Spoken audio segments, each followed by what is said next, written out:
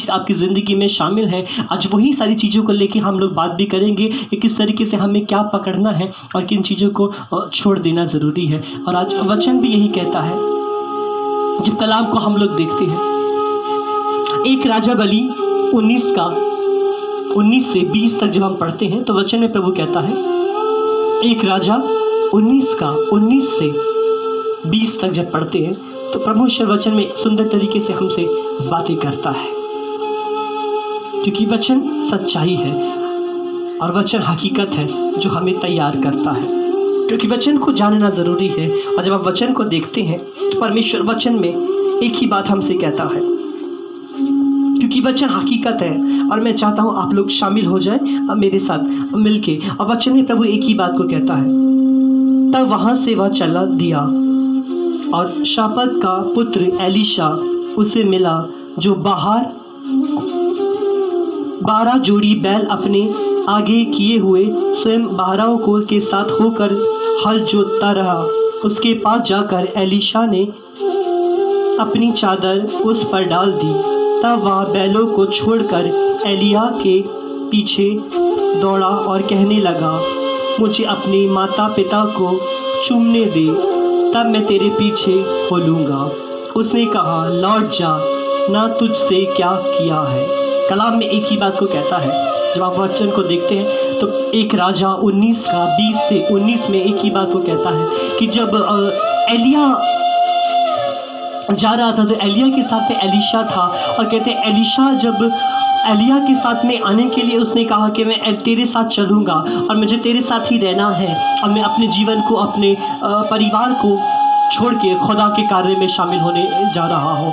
तो कहते हैं एलीशा के पास में बैल थे, पर एलीशा बैल को लेके खेती बाड़ी किया करता था और बैल को से हल को जोता करता था। जैसे कि मैं आपको बताना चाहता हूँ, आज से करीब आप 40-50 साल पहले यदि पीछे चले जाते हैं तो देखेंगे पहले जिसके पास जितने जानवर होते थे वो उतने अमीर होते थे। जैसे आजकल इंसान दौलत से अमीर बनते हैं, पैसों से अमीर बनते हैं, पहले जानवरों से अमीर बनते थे। जिस पे जितनी भेड़ बकरियां या तो ऊँट या तो बैल गाय होते थे वो उतने अमीर होते थे। इससे पहले लोगों पे 500 गायें 500 भेड़ बकरियां हुआ करते थे और जिस पे जितने ज़्यादा जानवर और वो उतने ज़्यादा रईस इंसान होते थे।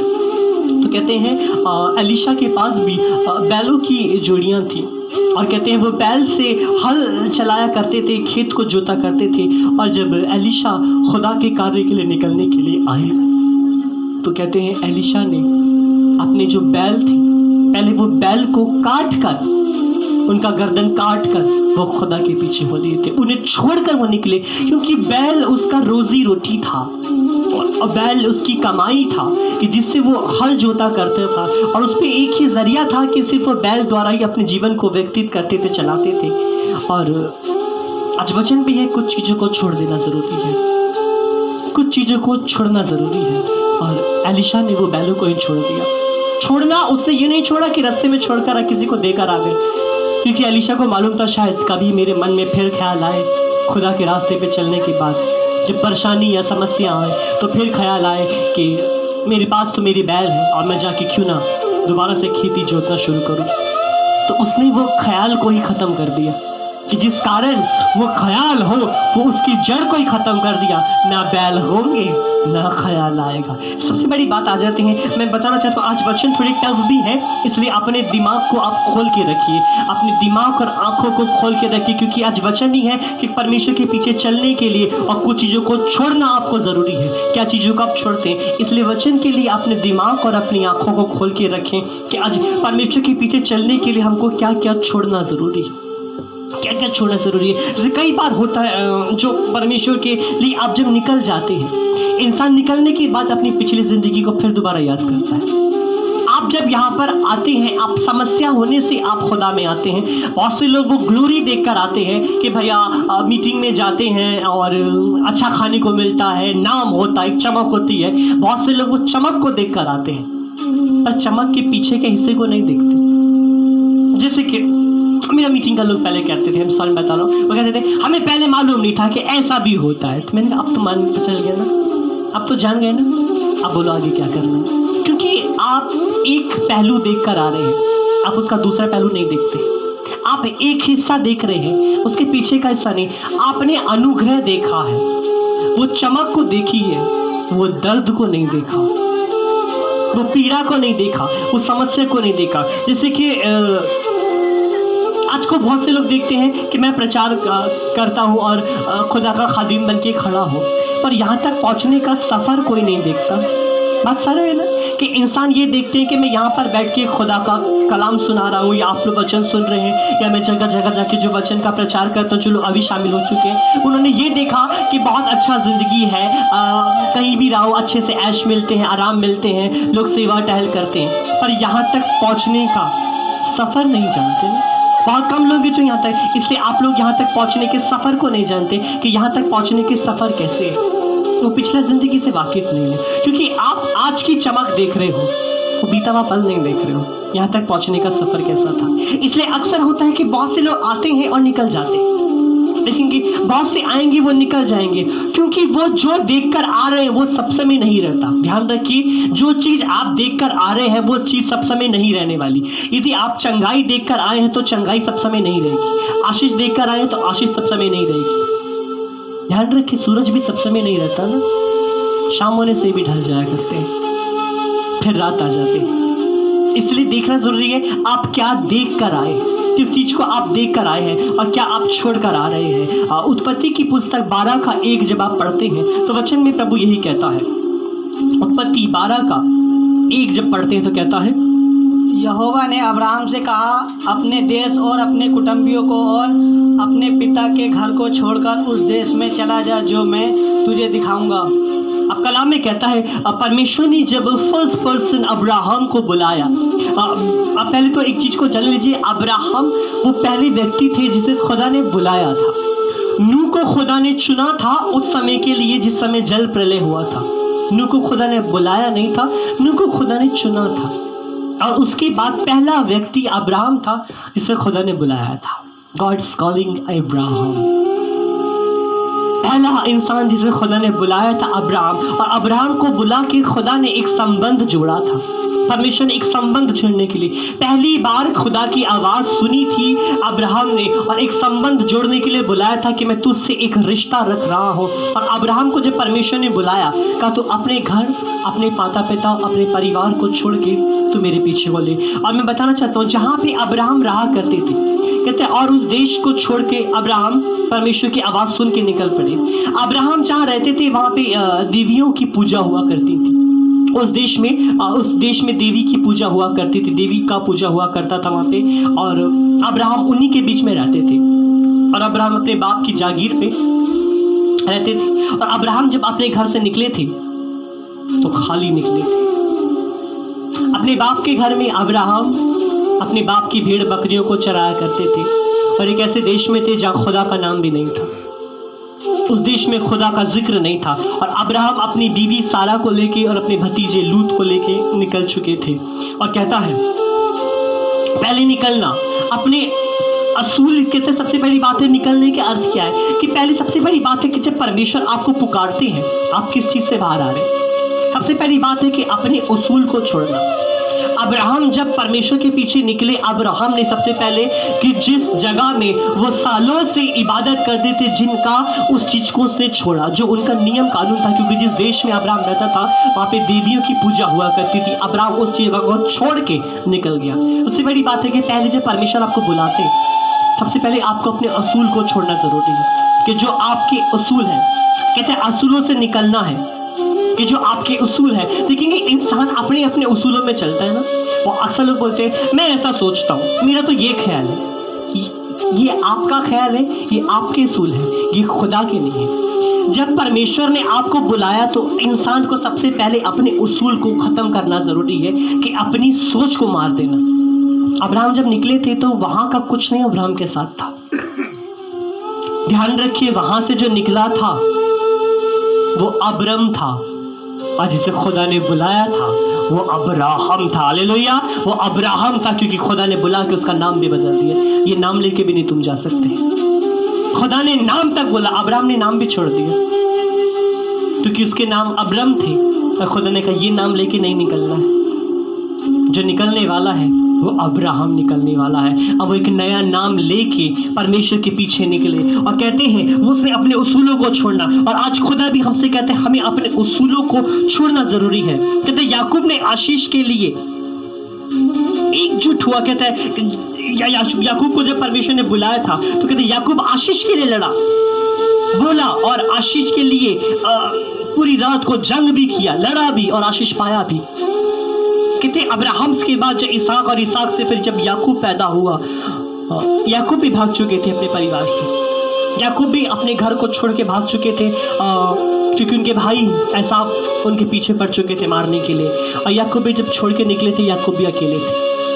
याकूब भी सब छोड़ के निकले और अकेले भाग गए थे। और कहते हैं याकूब आशीष के लिए फिर लड़े और खुदा ने याकूब को आशीष दे के इज़राइल बना के खड़ा कर दिया। एक नया नाम, ध्यान रखिए, एक नए नाम के साथ अब्राहम को खुदा ने बुलाया अब्राहम से और उसे अब्राहम बना के आशीषों का मूल्य पिता बनाया। याकूब जब खुदा के पास आया तो याकूब जो छल करने वाला था, खुदा ने उसे इज़राइल बना दिया कि पहला उठा, जो आशीष के लिए लड़ा। और कहते हैं उसे फिर बहुतायत से आशीष भी दिया। निर्गमन की पुस्तक आप जब 12 का 40 से 42 तक जब पढ़ते हैं, वचन में प्रभु कहता है, निर्गमन की पुस्तक 12 का 40 से 42 में कहता है, मिस्र में बसे हुए इजरायलियों को 430 वर्ष बीत गए थे और उन 430 वर्षों के बीतने पर ठीक उसी दिन यहोवा की सारी सेना मिस्र देश से निकल गई। यहोवा इजरायलियों को मिस्र देश से निकाल लाया, इस कारण वह रात उनके निमित्त मानने के योग्य है। यह यहोवा की वही रात है जिसकी पीढ़ी पीढ़ी में मानना इजरायलियों के लिए अवश्य है। अब कलाम में कहता है कि फिर परमेश्वर निकाल के लेकर आया। कहते हैं फिर खुदा ने इज़राइल को निकाला जब भी गुलाम हो चुके थे। यही इज़राइल जब गुलाम बन गया मिस्र में, खुदा ने फिर इनको निकालने की योजना तैयार की। और कहते हैं खुदा ने एक योजना तैयार करी कि मैंने बाहर निकाल के लेकर आऊँगा। और कहते हैं जिस रात को मिस्र से ये लोग निकलने वाले थे, जिसे फसा का पर्व कहते थे, कहते एक ही दिन मूसा इज़राइल को मिस्र से बाहर निकाल के लेकर आया था और एक ही दिन मसीह हमें गुनाह से बाहर निकाल के लेकर आया था। सेम डे सेम रात, एक ही रात थी, ध्यान रखिए, और एक ही दिन था। क्योंकि जिस दिन वो निकले थे उस दिन को वो लोग फसा का पर्व मनाते थे। और जिस दिन मसीह सलीब पे चढ़ने वाला था वो रात भी फसा का पर्व की रात थी। इसलिए मसीह ने उस रात को अपने शिष्यों के साथ बैठ के रोटी तोड़ी। उस रात को भी वो लोग एक साथ बैठ के अखमीरी रोटी मना रहे थे। और उस रात भी मसीह अपने शिष्यों के साथ जैतून पर्वत पे था। दोनों रातें थी, ध्यान रखिए, 2 रात था। एक रात को गुलामी से बाहर आ रहे थे और एक रात को पाप से बाहर आ रहे थे। और एक ही दिन को खुदा ने चुना, एक ही जगह को खुदा ने चुना और उसी दिन हम लोग बाहर निकल कर आए। उस दिन हम लोग बाहर निकल के रहे। उन्हें बाहर निकालने वाला मूसा था और मूसा के साथ खुदा था जो उन्हें गुलामी से बाहर निकाल रहा था। और हमें पाप से निकालने वाला यीशु मसीह था जो अपने आप को कुर्बान करके हमें गुनाह से बाहर निकाल रहा था। और कहते वो लोग भी निकल आए। मार्कुस की पुस्तक 10 का 47 से 50 तक जब आप पढ़ते हैं, वचन प्रभु फिर कहता है, मार्कुस की पुस्तक 10 का 47 से 50 में कहता है, वह यह सुनकर कि यीशु नासरी है पुकार कर कहने लगा, हे दाऊद की संतान, यीशु मुझ पर दया कर। बहुतों ने उसे डांटा कि चुप रह, पर वह और भी पुकारने लगा, दाऊद की संतान मुझ पर दया कर। तब यीशु ने ठहर कर उससे कहा, बुलाया, और लोगों ने उस अंधे को बुलाकर उससे कहा, दृढ़ बांध, उठ, वह तुझे बुलाता है। वह अपना कपड़ा फेंक कर शीघ्र उठा और यीशु के पास आया। कलाम में कहता है कि जब मसीह एक रास्ते से जा रहे थे तो कहते हैं मसीह के साथ लाखों लोग चलते थे। ध्यान रखिए, हजारों की संख्या में मसीह के पीछे भीड़ चलती थी। हजारों की संख्या में मसीह के पीछे भीड़ चलती थी। और उन्हीं भीड़ में एक व्यक्ति था जो कितने समय से इंतजार में था, अंधा व्यक्ति जिसने कभी मसीह को देखा नहीं था। ध्यान रखिए, उस अंधे ने मसीह को देखा नहीं था, सुना जरूर था कि कोई व्यक्ति है जिसके छूने से इंसान चंगाई पा जाते हैं, जिसके कहने से समस्याएं, बीमारियां दूर हो जाती हैं, परेशानियां अपना रुख मोड़ देते हैं। ध्यान रखिए, उसे किसने बताया था कि इस रास्ते में मसीह गुजरने वाला है? कहीं ना कहीं उसने किसी से सुना होगा कि आज मसीह आने वाला है। उस अंधे को दिखाई नहीं देता था, कितनी मुश्किलातों से वो उस रास्ते पे पहुंचा होगा जहां से मसीह गुजरने वाला है। कितनी भीड़ होगी, और जब भीड़ आना शुरू हुआ, जो देख नहीं सकता उसे भीड़ की आवाज से लग रहा होगा, जब लोग कह रहे होंगे वो आ रहा है, वो आ रहा है, उसके मन में और उत्साह तारी होगी। और जब वो करीब आ, लोगों ने कहा देखो करीब आ गया, अब वो जोर से चिल्लाया वो भीड़ के बीच में। लोगों ने उसे चुप भी कराया, डांटा भी, पर कहते वो रुका ना, वो और जोर चिल्लाने लग गया। उसने कहा प्रभु यीशु नासरी, मुझ अंधे पे दया कर, मुझ पर दया कर। और कहते हैं वो अपना कपड़ा छोड़ के मसीह के साथ हो जाए, अपना कपड़ा छोड़ के उसके पीछे निकला कि जहां वो बैठता था, एक अंधा बैठ के जहां हर रोज भीख मांगता था, और जिस दिन खुदा ने बुलाया उसने उसी जगह को छोड़ के खुदा के साथ निकल पड़ा, क्योंकि आवाज खुदा ने दी थी। और आज खुदा भी हमें कहता है कि जब खुदा हमें पुकारता है, हम क्या छोड़ के खुदा के पास आ गए। वो अंधे अपनी जगह छोड़ के कपड़ा जहां बैठ के वो भीख मांगते। आप कभी भिखारी लोग को देखना, जो लोग अंधा होता है ना, कभी आप देखना, यदि आपने नहीं देखा तो स्टेशन पे जाके देख लीजिएगा। जब कोई अंधे भिखारी भीख मांगते हैं तो वो बैठे रहते हैं और उनके सामने कपड़ा बिछा रहता है। लोग कपड़े के ऊपर पैसा फेंक फेंक के जाता है। उस आदमी ने फिर वो कपड़ा नहीं रखा, कहते कपड़ा छोड़ दिया उसने। वो कपड़ा लेके नहीं आया, कपड़ा लेकर नहीं गया मसीह के पीछे, कपड़ा छोड़ के मसीह के पीछे गया। आज सबसे बड़ी बात है, हम क्या छोड़ कर जा रहे हैं।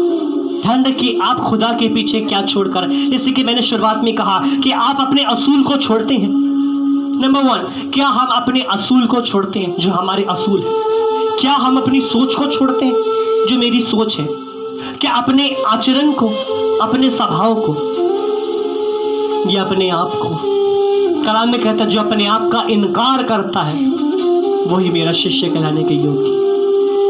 कहते अपने आप का इनकार करना और प्रतिदिन अपना क्रूस उठाना, कहते वो मेरे पीछे चलते हैं। और सबसे बड़ी बात है, कहते वो अंधे अपना कपड़ा छोड़ के मसीह के पीछे निकले। यूहन्ना की पुस्तक 4:28 आप जब पढ़ते हैं, प्रभु फिर कहता है 4:28 में कहता है, तब स्त्री अपना घड़ा छोड़कर नगर में चली गई और लोगों से कहने लगी, आओ एक मनुष्य को देखो जिसने सब कुछ जो मैंने किया मुझे बता दिया, कहीं यही तो मसीह नहीं है। अब कलाम में कहते हैं मसीह फिर दोबारा सामरी नगर में जा रहा था, और कहते एक सामरी स्त्री जब मसीह को प्यास, कहता है कलाम में कहता है, अब ऊपर से पढ़ते हैं तो कहते मसीह को प्यास लगी तो मसीह कुएं के पास जाके बैठा।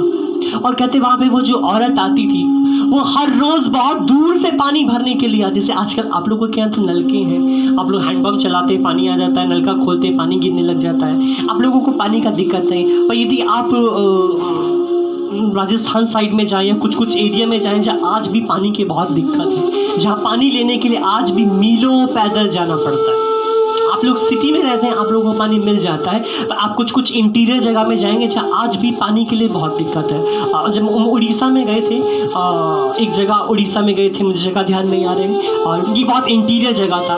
वहाँ भी वो लोग पानी लेने के लिए बहुत दूर में जाया करते, क्योंकि पानी का उत्पादन बहुत कम था, पानी नहीं था, तो पानी लेने के लिए बहुत दूर में जाना। मैं अरुणाचल प्रदेश में भी जब गया था, कहने को वो माउंटेन एरिया है, और पानी के लिए उन्हें बहुत दूर ऊपर पहाड़ में जाना पड़ता है, क्योंकि सब जगह पानी नहीं निकलता। तो ये भी जो जगह था, यहाँ पे इन्हें पानी के लिए बहुत दूर आना पड़ता था। और ये औरत हर रोज मीलों पैदल चलकर पानी लेने के लिए आती थी, घड़ा भरने के लिए। और उसे ये काम बहुत दुखी था, क्योंकि वो हर रोज करना है। कहते हैं ना, जल जीवन है, पानी के बगैर ना खाना बन सकता है, या प्यास बुझ सकती, कोई भी काम नहीं कर सकते। बिना पानी के काम न करना मुश्किल होते।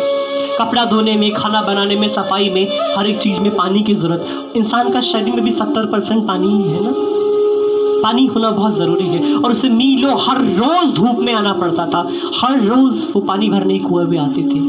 पर उस दिन जब वो पानी भरने आई और कुएं के पास जब मसीह बैठे थे, और मसीह ने एक ही बात बोला, मैं जीवन जल हूँ, मैं हूँ वो जल। और कहते हैं वो औरत अपना घड़ा छोड़ के वो गई, अपना घड़ा छोड़ के वो अपने गांव में भागी। फिर दोबारा उसने घड़े को नहीं उठाया, उसे ये चिंता नहीं हुई कि जिसे वो उठाने के लिए मैं इतनी दूर मीलों पैदल आती हूँ। कहते वो घड़ा फेंक के भाग गई और जाके बोली कि देखो कोई इंसान है, क्या वही मसीह तो नहीं जिसने मेरे बारे में सब कुछ बोल दिया। क्योंकि फिर उसे उस घड़े की जरूरत नहीं हुई। ध्यान रखिए, फिर उसे उस घड़े की जरूरत नहीं हुई, फिर उसे वो पानी की जरूरत नहीं हुई, क्योंकि जीवन जल उसे मिल चुका था। हालेलुया। इसे रखने के लिए घड़े की जरूरत नहीं, परंतु हृदय की जरूरत है।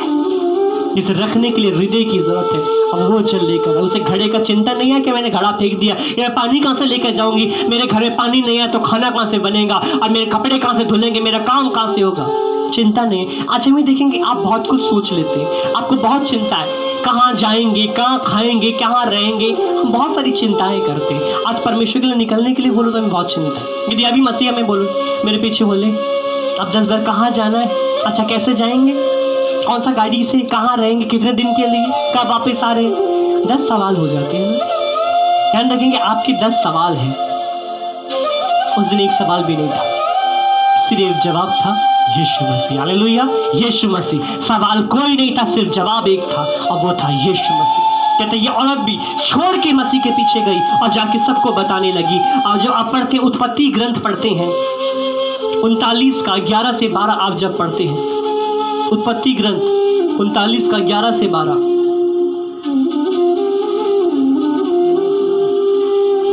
उनतालीस 39 नॉट 29।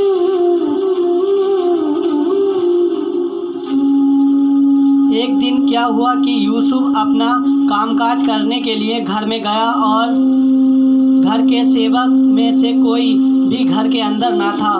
तब उस स्त्री ने उसका वस्त्र पकड़कर कहा, मेरे साथ सो। पर वह अपना वस्त्र उसके हाथ में छोड़कर भागा और बाहर निकल गया।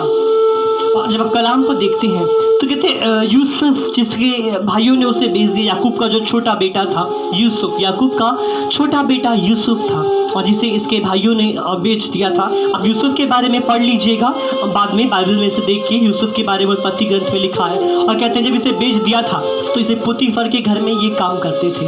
अब पुतीफर के घर में ये नौकर थे, वहाँ काम करते थे। यूसुफ जवान लड़के थे, यूसुफ जवान व्यक्ति था, जवान लड़का था। और कहते हैं एक रोज उसके मालिक घर में नहीं थे, और उसके मालिक की जो बीवी थी उसके दिल यूसुफ पे आ चुके थे, और उसने यूसुफ को देख के उसको पाना चाहा, उसके साथ सोना चाहा, उसके साथ शारीरिक संबंध बनाना चाहा। और कहते हैं यूसुफ को जब अपने कमरे में लेके गए और यूसुफ के साथ जब जबरदस्ती कर रही थी, तो कहते यूसुफ अपना कपड़ा छोड़ के भागा। जब यूसुफ भाग रहा था तो उसे यूसुफ की कमीज को पकड़ लिया, यूसुफ ने कमीज को ही छोड़ दिया और भाग गए। यूसुफ को ये नहीं लगा कि मैं नंगा जा रहा हूँ, और यूसुफ कहते नंगा ही भाग निकले छोड़ के, क्योंकि यूसुफ गुनाह में नहीं गिरे। हम अक्सर देखेंगे हम लोग बहुत जल्दी गिर जाते हैं, हम बहुत जल्दी गिर जाते हैं, हम बहुत जल्दी गुनाह में गिर जाते हैं, हम बहुत जल्दी गिर जाते हैं। और गिरने के कारण ही होते हैं आपकी चाहत, आपके अभिमान, जो आपको गिरा के रख देते हैं। सबसे बड़ी बात है आपको खुद आप गिर जाते हैं, आप खुद अपनी नज़र में गिर जाते हैं। और कहते हैं यूसुफ भी जब वहाँ से भागे तो यूसुफ अपना कपड़ा छोड़ के भागे। यूसुफ ने एक ही बात तो कई ज़्यादा उत्तम समझा, कपड़ा लेकर बचने से अच्छा है नंगा बाहर जाके बदनाम हो जाओ। कपड़ा लेकर वहां फंसने से ज्यादा अच्छा है कि नंगा होकर बाहर जाके बदनाम हो जाओ। तो बात में बहुत फर्क है। मैं दोबारा कह रहा हूं, कपड़ा लेकर बचने से अच्छा है नंगा बाहर जाके बदनाम हो जाओ। तो यूसुफ बाहर जाके बदनाम ही होगा, जिसका उन्हें उठा के जेल में भी फेंक दिया गया था। दुनिया का नजर में यूसुफ बदनाम हो रहे थे, पर खुदा की नज़र में यूसुफ उठ रहे थे, क्योंकि यूसुफ एक अच्छे दास होने के फर्ज पूरा किया, एक वफादारी निभाया।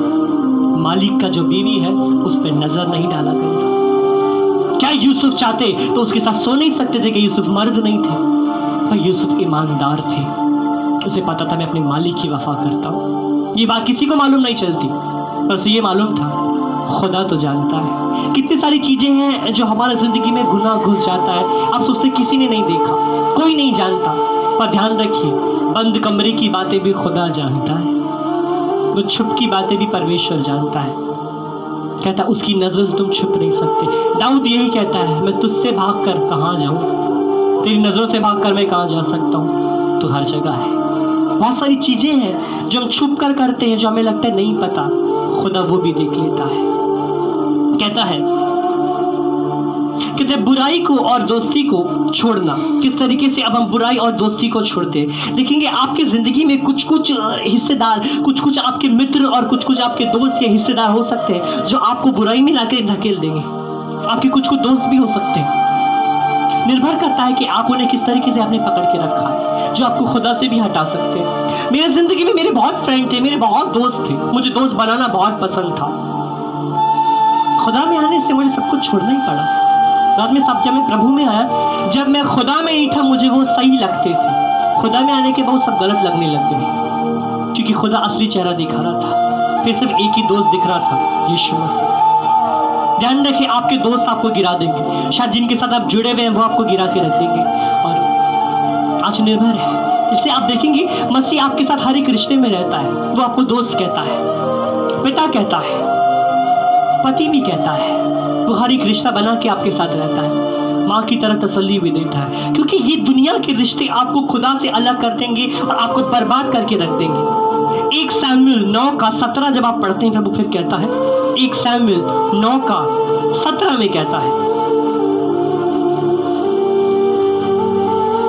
फिर जब शमूएल को शाऊल दिखाई पड़ा तब यहोवा ने उससे कहा, जिस पुरुष की चर्चा मैंने तुझसे की थी वह यही है, मेरी प्रजा पर यही अधिकारी रहेगा। कहते हैं खुदा ने जब शाऊल को चुना था, शमूएल द्वारा खुदा ने शाऊल को जब चुना था, और कहते हैं कहा था कि मैं इसी को चुनता हूँ, मैं शाऊल को चुनता हूँ जो मेरे लिए राजपद अधिकारी बनेगा, जो सिंहासन पे बैठेगा। और कहते हैं शाऊल को जब चुना गया, और शाऊल के बाद कहते हैं जब इसी का सर आप खोल रहे हैं, वचन को जब देख रहे हैं, तो 17 का ही आप 39 और 40 जब पढ़ते हैं, इसी का 17 का 39 और 40 को भी पकड़ के रखिए, 39 और 40 17 का। तब दाऊद ने उसकी तलवार वस्त्र के ऊपर उसकी ओर चलाने का यत्न किया। उसने तो उनको ना परखा था, इसलिए दाऊद ने शाऊल से कहा, इन्हें पहने हुए मुझसे चला नहीं जाता, क्योंकि मैंने इन्हीं नहीं परखा है। और दाऊद ने उन्हें उतार दिया। तब उसने अपनी लाठी हाथ में ली और नाले में से 5 चिकने पत्थर छांटकर अपनी चरवाही की थैली अर्थात अपने झोले में रखे और अपना गोफान हाथ में लेकर फलिस्ती के निकट गया। अब कलाम में कहते हैं, जिसे आप देख रहे थे, जो आपने पकड़ के रखे थे, 1 शमूएल 9:17 जब आपने पढ़ा, तो कहते हैं शमूएल द्वारा शाऊल को चुना, और जब शाऊल राजा बन चुका तो फलिस्तीन ने आके उन पे आक्रमण करना शुरू कर दिया था। और कहते हैं गोलियात जो था वो मजाक बना रहा था, और गोलियात उनकी तरफ से खड़ा हुआ था, जो इज़राइल का मजाक बना रहा था। और उस समय राजा शाऊल थे, और राजा को जब शाऊल राजा थे तो शाऊल के मजाक बन रहे थे, क्योंकि वो इज़राइल का मजाक बनाते जा रहे थे। और उस समय छोटे दाऊद ने, जो बच्चा दाऊद कह सकते हो, वो छोटा दाऊद शाऊल के पास गया और उसने बोला, मैं जाके इसे मारूंगा, इसने मजाक बनाया है हमारी कौम का, हमारे खुदा का, मैं मारूंगा। शाऊल ने बोला, तुम बच्चे हो, तुम क्या करोगे? इसने बोला, मुझे जाने दे। तो शाऊल ने बोला, ठीक है, जाने से पहले तो मेरी तलवार और मेरे जो जंग में लड़ने के जो कपड़े हैं, जिन्हें अंग रक्षक कहा जाता है, तुम उन्हें पहन के जाओ, वो कपड़े पहन के जाओ। और दाऊद को जब वो कपड़े पहनाए गए तो दाऊद कपड़ों में ही दब चुका था, क्योंकि दाऊद बच्चा था। दाऊद के ऊपर जब वो कपड़े पहनाए, वो लोहे का टोप और वो लोहे की जैकेट जो पहनाया और तलवार दिया, तो दाऊद वो तलवार को उठा नहीं पा रहे थे, और वो कपड़ों के नीचे दाऊद दब गए। और दाऊद ने कहा, मैं तो चल भी नहीं पा रहा हूँ, लड़ूंगा तो क्या खाक, मैं तो चल भी नहीं पा रहा हूँ, तो मैं लड़ूंगा कैसे? दाऊद ने कहा, कृपया मुझे ऐसे ही जाने दे। और दाऊद वो कपड़े छोड़ के, आप कह सकते हैं वो सुरक्षा कवच, जैसे कि आज के लिए क्या है कि आज वो इंसान वो बुलेट प्रूफ जैकेट पहनते हैं ना, बुलेट प्रूफ जैकेट सुरक्षा कवच, ताकि गोली के असर ना हो। तो पहले वो कपड़े पहनाए जाते थे वो लोहे के, ताकि उन पर तलवार के असर ना हो, उस पर किसी वार का असर ना हो, क्योंकि वो लोहे के जैकेट्स और लोहे के टोप हुआ करते थे। और दाऊद वही छोड़ के निकला, उसने कहा मैं ऐसे ही जाऊँगा। और दाऊद ने वो कुछ पत्थर को उठाया, और वो पत्थरों को लेके 5 पत्थर लेके दाऊद गोलियात को मारने के लिए निकल पड़े। दाऊद उस दिन वो कपड़ा को छोड़ के गया, दाऊद वो सुरक्षा कवच को छोड़ के खुदा के हाथों में आ रहा था, क्योंकि दाऊद को पता था कि शायद ये सुरक्षा कवच मुझे ना बचा पाए, परंतु खुदा का हाथ मुझे जरूर बचा लेगा। अब वही हुआ कि जब वो लोहे के कपड़ों को छोड़ के गुलियात को मारने के गया, क्योंकि खुदा वहां खड़ा था, और एक छोटे से बच्चे ने इतने बड़े गुलियात को धूल चटा दी।